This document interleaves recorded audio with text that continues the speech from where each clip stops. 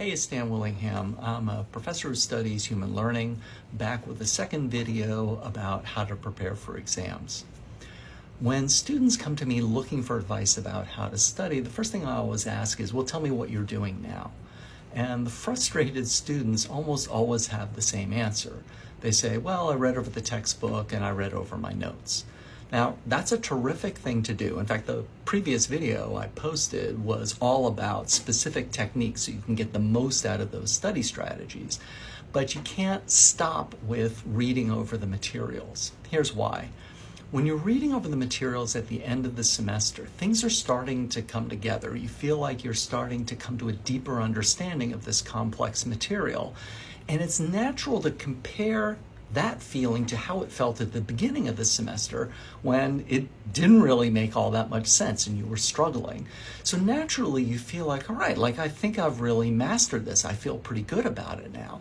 And you've definitely made progress, but if you think you're done, you are mistaking understanding when someone else explains something with being able to explain it yourself. Right? And what you're going to need to do on the test is you're going to get a question and then you need to provide the explanation. Right? That's not the same kind of knowing as understanding when you're reading something. So at this point, you need to transition to studying where it more mimics what you're going to have to do on the test. You need to have a question thrown at you and then you provide the answer.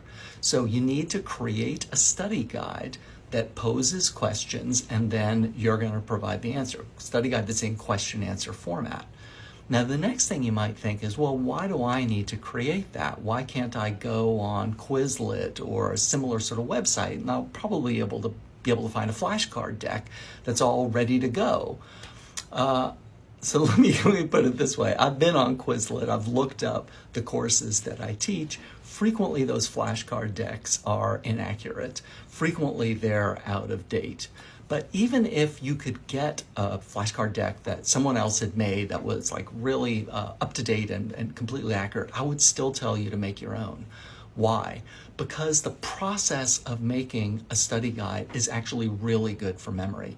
Thinking through what is it that's likely to be on this test and what's a good way to answer this question, that's terrific for memory. A lot of times people feel like creating the study guide is just sort of work I have to do before I get to the real work of studying. It's not.